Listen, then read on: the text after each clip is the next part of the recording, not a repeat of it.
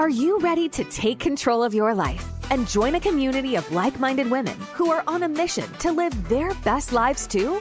Healthier, happier, and wealthier? Then get ready to find the support and motivation you need to pursue your passions and goals. Get ready to develop the courage to step out of your comfort zone and try new things. Join the My Best Life Tribe membership today and unlock a world of opportunities, empowerment, and sisterhood. Our exclusive community offers courses, collaborations, workshops, events, and so much more. Don't wait any longer to start living your best life. Visit our website, www.DrSTEMmy.com, and become a part of something truly special. My Best Life Tribe, where women thrive together. www.DrSTEMmy.com. Are you ready to bounce back? Welcome to the Bouncing Back podcast with DrSTEM, where resilience meets inspiration. Join us as we explore powerful stories of overcoming adversity, share expert insights, and discover the tools you need to bounce back in life. Whether you're facing challenges or seeking motivation, you're in the right place. Let's dive in.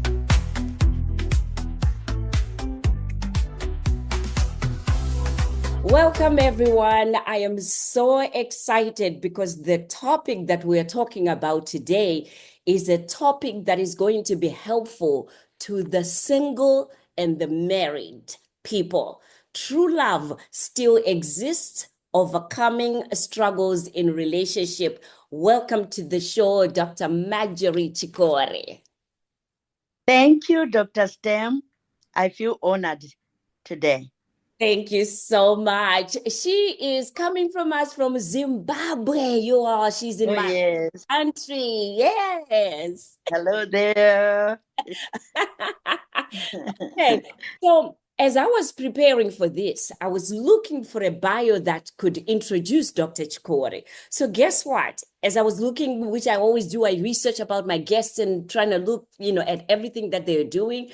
The best bio was a combination of the work that she's doing as well as her past history. So let me read it out because I put it together. I wrote it out so that I wouldn't forget. So introducing Dr. Marjorie Chikoore. She is the founder of Find Your Chris, which is a Christian ministry that is dedicated to helping individuals find and discover meaningful and fulfilling relationships rooted, check this out, in love, faith, and partnership. This foundation was founded by Dr. Marjorie after the passing of her beloved husband, Reverend Dr. Christopher Kudzai Chikoore, and prompted by the verse, in the year that King Uzziah died, I saw the Lord sitting on a throne high and lifted up, and the train of his robe filled the temple.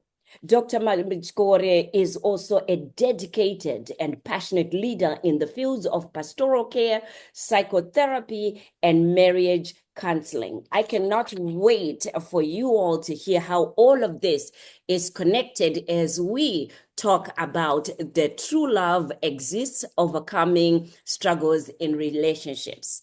I wouldn't be amiss if I don't start where it all began, with you and the late Reverend Christopher.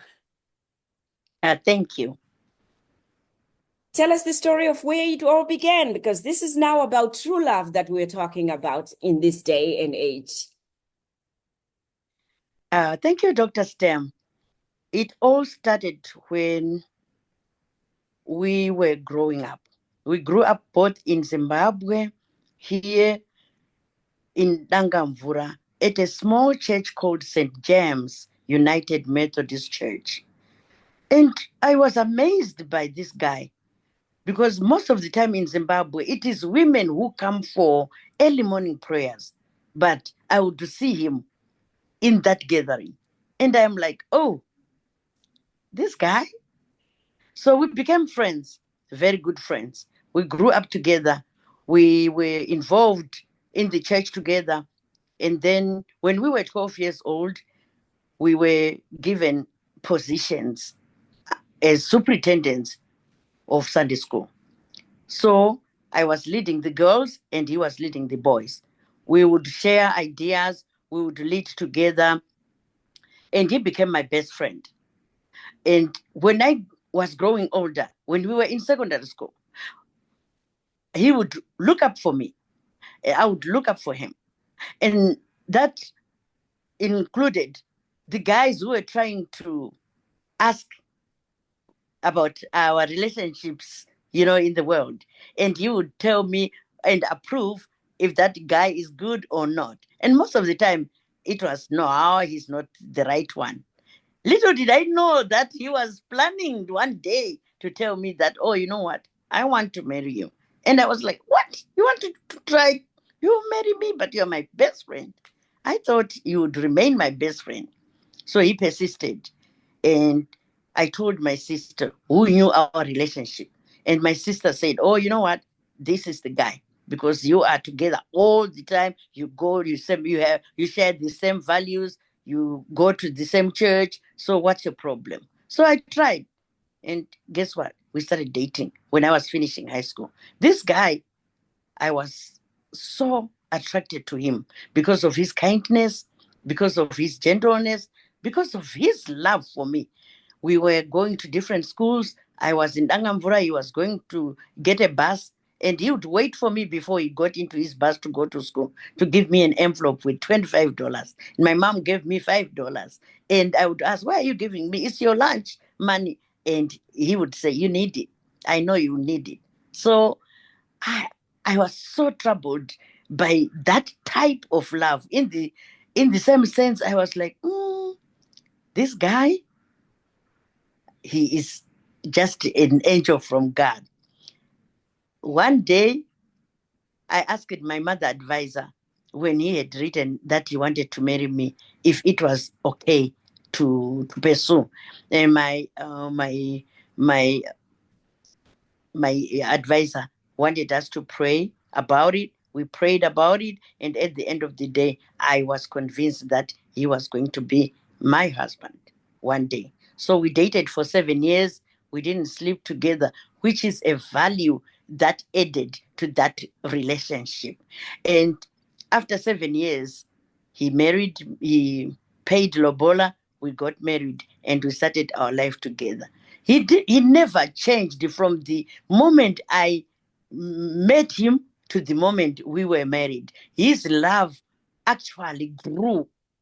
I could see that this is a caring man, a good husband, everything you can say about a good man, he was that. He would cook like I did. He didn't expect me to do stuff. We would just, it was so automatic.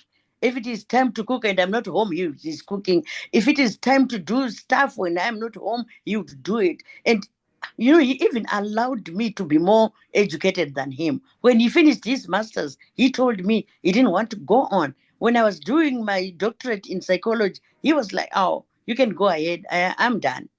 And when I graduated, it never was a barrier that I had a PhD or a doctorate and he didn't have. It didn't matter to him. And I really saw that true love still exists.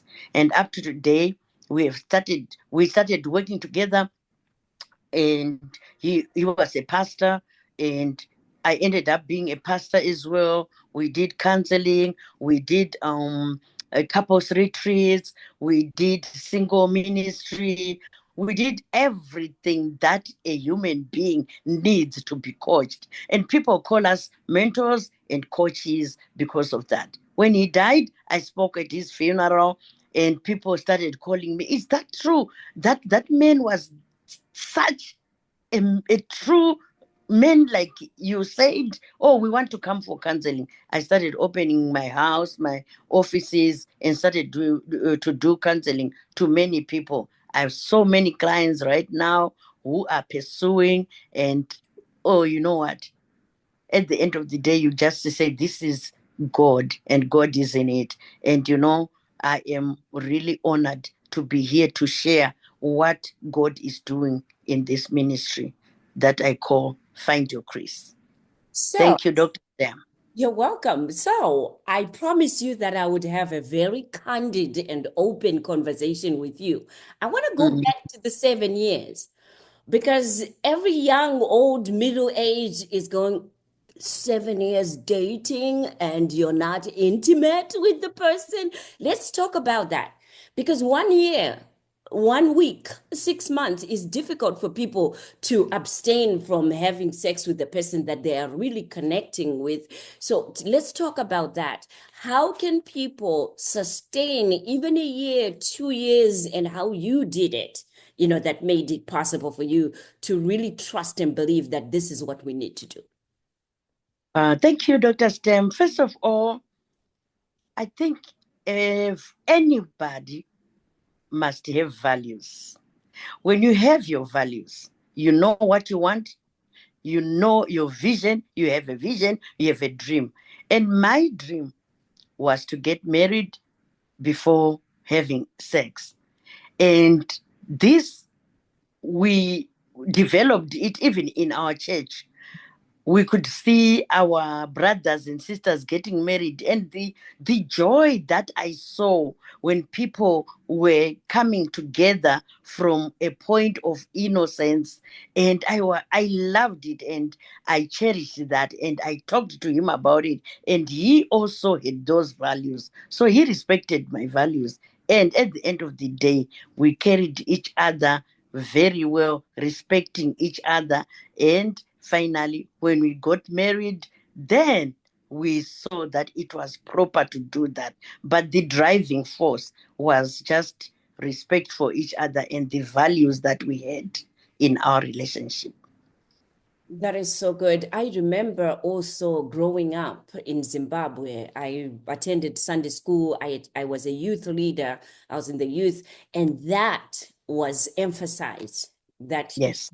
yeah, you have to abstain from having sex in order to honor the relationship and also honor each other. And that worked. But for some reason in today's world, I don't think we're emphasizing it enough in the church, in our beliefs, how important, abstaining is.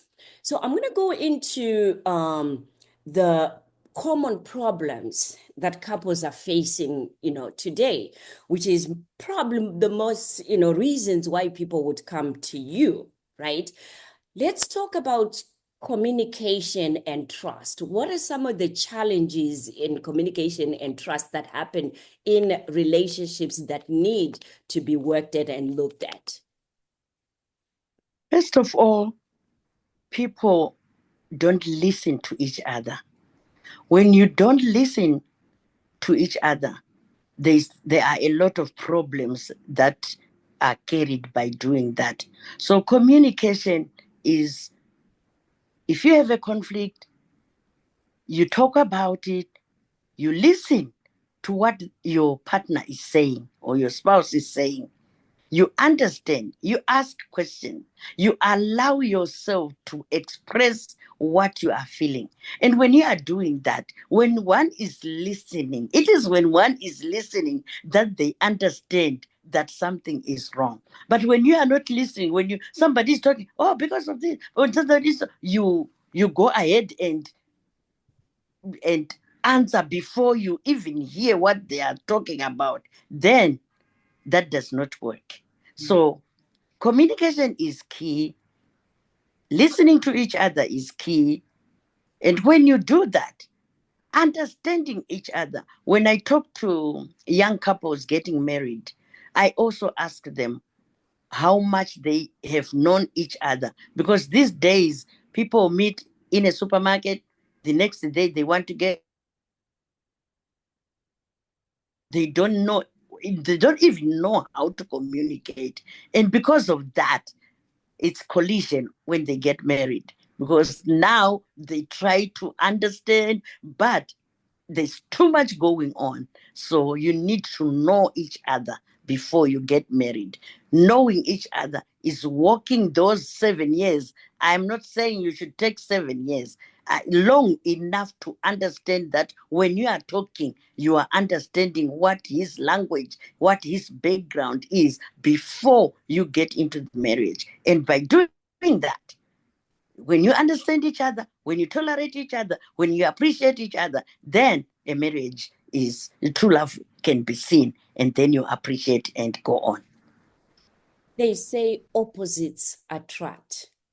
I knew you and Dad, for a long time here in the United States. He was very quiet. You were like day and night, and you were like talkative. You are like really talkative. So let's talk Yes. about how did you two get along when he's quiet or when you are, a little bit loud or a little bit, talkative. How did that work in your relationship? At first, I understood that I was an extrovert and he was an introvert. So I discovered it because for me, if you are talking to me, I need details. What did you do today? He would say, "Oh, I just went to work and back." And I'm like, "No, when you got to work, what happened?" He said, "Marjorie, why are you giving me hell? I told you it was a good day." I want someone who, because I grew up with a grandmother who told me, you need to make a statement for everything so that people don't ask you so many questions. So I grew up in that background. So trying to put him in that background didn't work. So I understood, and we ended up saying we will agree to disagree. When I come from America and he's in Zimbabwe, and I'm asking, what did you do when I was away? He would say, oh, it was a good time. I would go here and there. And then I would say, oh, okay. For me, I would take 1 hour, 1.5 hours explaining. So we just agreed to disagree. And he knew I was an extrovert. He was an introvert. We go to a wedding. I want to dance. He didn't want to dance. And so he ended up saying, oh, okay. I'll go, and you can we can stay for the dance, or you will wait and see the dance, and then we'll go. So we understood each other and we moved on. We didn't have any problems when we understood what each one of us wants. Yes, thank you for that answer. And I think it's very helpful to understand where you started with this journey. You started off being friendly and being friends. So as a result, you get to understand each other, you get to know each other. And also when it's in a relationship, what I'm hearing from you is it's important to understand that you will not always agree. So it's important to agree to disagree sometimes because then it's just going to be different. So thank you for that answer. Trust, especially today, it's very difficult for couples to trust each other because now we have the internet and a like. If a wife or a husband, puts a like on a picture, if it's a man liking a girl, woman liking a, then there's conflict, there's fight. Why did you put likes and how come you're always liking that? What do you say to that as far as trust and the importance of trust in a relationship? For the two of us, when we got married, we understood that we are one. Our password was one, like on the phone. Our password is the same. I knew his password. He knew my password. We could, my phone can ring. He can come and answer the phone.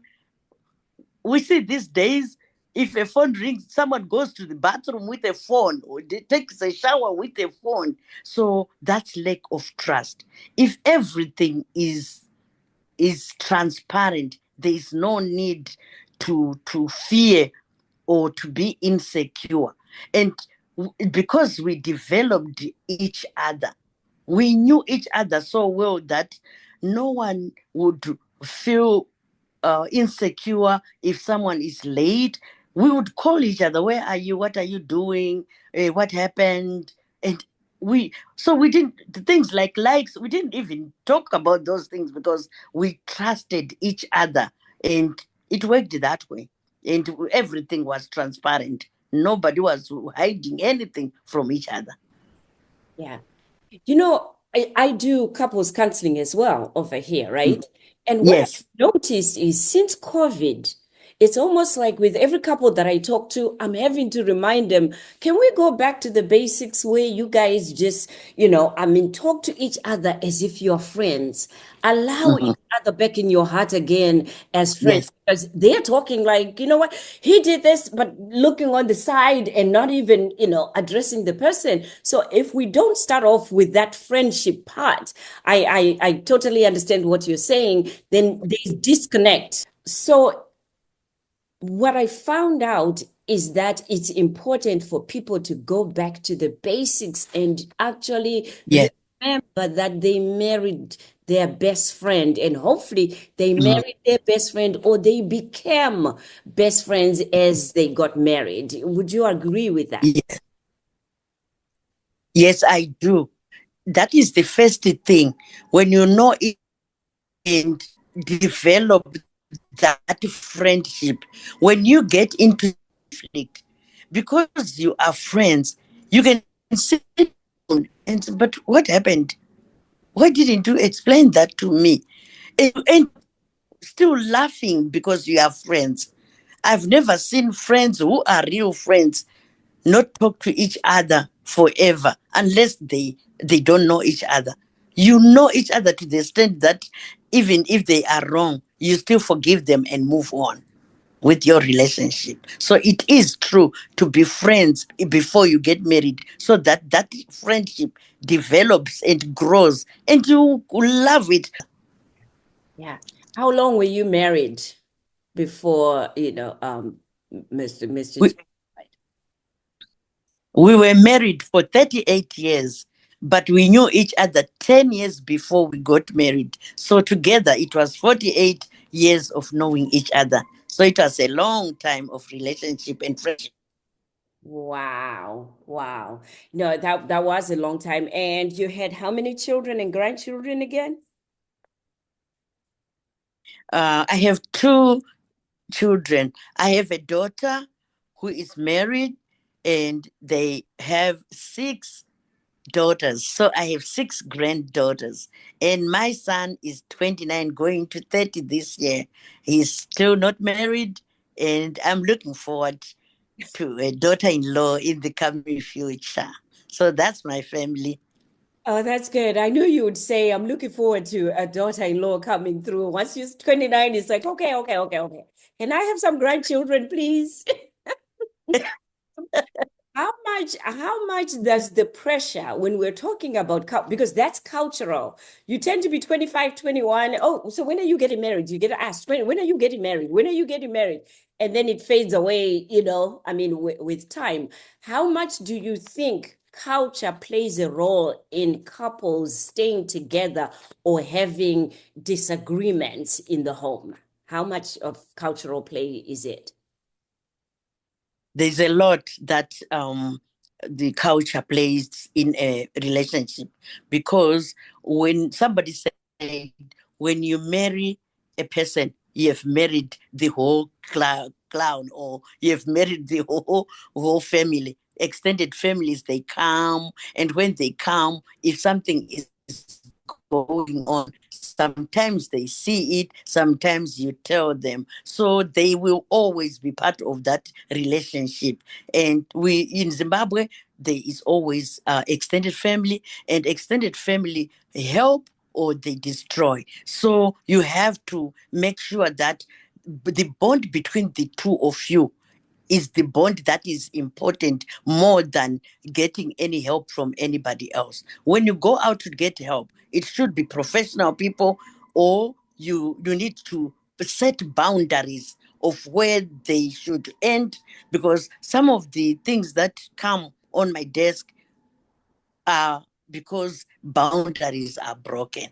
So we appreciate the culture, but we also have a life to live. So we blend those. Yeah. So, thank you for that answer. So here's the thing too, right? For those couples that will be watching this Mhm, and listening to this, we cannot change the culture or change the people mhm, that are, in our culture. mhm. So for an example, if I'm married and I marry an American man, and they have to understand, right? that I'm coming from a cultural background. Yes. People that will be coming to the house and saying things where, you know, I mean, they might say, what? Your husband doesn't do this, or your husband does this. And sometimes say to him where you can hear it, right? It's important for me to be able to Yes. I cover him or explain to him rather than us wanting mom and dad Mhm. and uncle and great uncle to change, you know, the ways that they do. So that's the discrepancy that I think many couples find where they say, your mother needs to stop saying this to me. And I'm saying, well, the mother is thinking that she has a daughter-in-law. She can talk to a daughter-in-law and say in daughter-in-law, you know, different things and expectations, right? But on the other hand, do you agree with me Yes. things have changed? So if you are a mother-in-law, right, Yes. also not expect your daughter-in-laws or sons-in-laws Yes. to go with your word because it's a different day, it's a new day. Yes. So you agree with Yes, I do agree. What we have been doing because of that, when we were in the United States, yeah. when we had couples who are marrying from different cultures, we would do pre-counseling also with them to tell them how they would navigate. Let this other culture know what this other culture is about before they get married, because now they will understand that, oh, it's the culture, and they would navigate it differently, and that worked. Yeah. So even with the culture, right? I'm Zimbabwean, you are Zimbabwean. I've been in the United States over 40 years. So for somebody to say, well, you are Zimbabwean and want me to Mm. conform to all the Zimbabwean, you know, values and cultures that we have, I think that's too much to ask for because I've been in America for 40 years. So of course I'm independently thinking, you know, as well. So is that Mhm. something that you Mhm. also address with the couples? Because then just to be put in this big bucket or bowl to say, well, as a Zimbabwean, you're supposed to do it this way and talk this way and behave this way. Do you think that it's fair to be put in that bucket when we are all still even individuals that are raised in that culture? It becomes easier when when you sit down with both couples, Mhm. that it doesn't matter you have been in America or you have been in Zimbabwe. They see the way America, and then they're trying to adjust this culture, and they are having problems. If they come to pre-counseling before the marriage, it's very important to understand the problems that come with these two different atmospheres. So where it should be handled and how they can navigate to make sure that we embrace the culture in the modern era. If you understand me better, because we are now even in churches teaching like how do we live in the 21st century as married couples, and then we start talking about women are working, uh, some getting more money than men, or women are getting more educated than men. How do you do with that to a man who grew up when women would be in the home, men would be working? So we talk about all those topics to prepare these young couples. Thank you for that. So, one topic that was off the table growing up that people didn't talk about, I'm wondering if you're now addressing it because it's probably next to communication, the second reason why couples have problems with each other: sex. Mhm. The topic of sex. Do you Yes, address I Are you addressing it now? Because it was taboo to talk about sex in our culture. yes, it was taboo. But these days we can talk about anything. I think I went to a bridal shower a few weeks ago, and the question was, is it okay for a woman to ask for sex from a man? And then we started talking about sex Yeah. and how it should be, how different it is now. And I think our parents would not ask if they wanted because it was taboo. But these days we were talking about how we have equal shares or equal rights to share whatever you are feeling, to talk about everything, and including what we do about this sex issue. So we talk about everything when we are counseling, and this is one of the topics that they are really interested to know how to do it, how they should go about it, and how it has changed. Yeah, yeah. And I think most couples do not have enough information that for men, sex is a need. It's a desire. It's not something that just they desire, but they have to have sex. And it's difficult to Yes. hold it off. When you are married and you're thinking, now I have one partner, I can have my sexual needs and desires met, but it's something that they have to discuss and also agree on and not be forced, in the Yes. relationship. So that's why it's important to address, such issues with a third neutral person, which, Dr. Chikoore does with Finding Your Chris programs that she has. And here in the United States, I also address those in my counseling services that I do with couples. Going to Find Your Chris. Tell me how you came with that and what that means to the people that are going to make this Find Your Chris a must. When they listened to my speeches at the funeral, uh, they were writing on Facebook and inbox on my phone that how do we find a Chris? So I decided to make it my brand. And when I was answering those questions, I would start telling them how we dated, how we lived our lives as husband and wife, and how we kept the love going, and how we kept the relationship burning. That was the brand name that I thought Finding Your Chris would bring, meaning it was Finding Your Chris as in a man or Christine as in a woman. Both, it wasn't one-sided. It was, if you want a good marriage, how should we go about it? And then we will do lessons about what we did. And I have a book that I also wrote what we did and the key points to follow when you have chosen that brand. Yeah. What is the name of the book, and is it available on Amazon? It's we are trying to put it on Amazon right now, but we a few problems. We were selling hard copies. We now have hard copies all over. So at the moment, people are ordering them and getting them Oh, easily.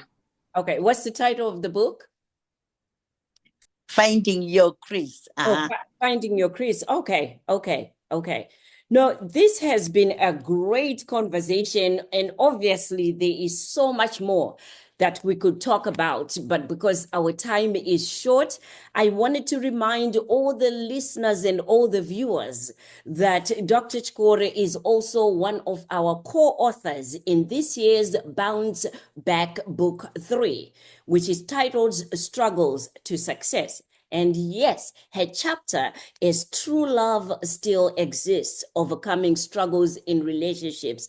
I love the fact how she details about, I think there are about 10 struggles that people have in their relationships, and then she also comes and counters with ways that you can overcome those struggles in her chapter. So look out for that book. It's coming out this year. True Love Still Exists, Overcoming Struggles in Relationships will be one of the chapters in Bounce Back Book 3. And as you heard, she also has her own book that you can order from her. Wherever you'll be watching this, I will have all her contacts where you can order the hard copy of Finding Your Chris. My prayer is that all of us find our Chris. Any last words as we part? Thank you, Dr. Stem, for inviting me to mentor, to coach young couples, adults, singles. I have a website, findyourchris.com. And if you are anywhere close to Zimbabwe, I have a number 0771 986 875. And I also have a WhatsApp American number, +1 945 233 4734. So you can give me a call. You can go on the website. You can go. My email is mchikoore@gmail.com. You can find me anywhere so that we talk more about finding your Chris, and we can read and share and coach each other and mentor each other to have a better world of people who know that true love still exists, and be example to those who don't even know there is something like this. Thank you again. Thank you so much, Dr. Chikoore. Until next time, everyone, thank you for watching Bouncing Back podcast with DrSTem. Until then, be encouraged. That's a wrap for today's episode of the Bouncing Back podcast with DrSTem. We hope you found today's episode inspiring and packed with valuable insights. Remember, no matter the challenges you face, resilience is within your reach. If you enjoyed the show, please subscribe, leave a review, and share it with your friends. Join us next time for more stories of strength and perseverance. Until then, keep bouncing back.